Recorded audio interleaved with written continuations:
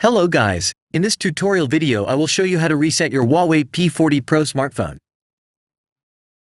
If you have problems with your device, factory reset can effectively solve the problem.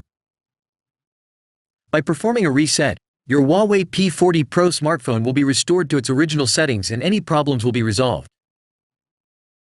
For how to reset the Huawei P40 Pro, watch this video until the end.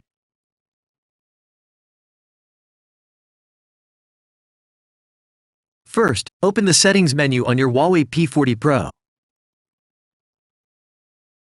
Scroll down and tap the System and Updates option.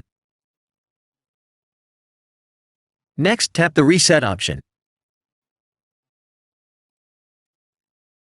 Then select Reset Phone option.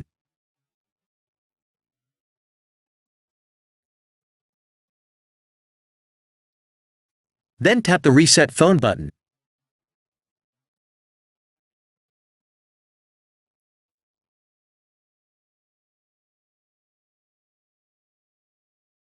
Confirm by tapping Reset button. Now your smartphone will be reset, and the process takes a few minutes. When the reset is complete, you can use your smartphone like new again.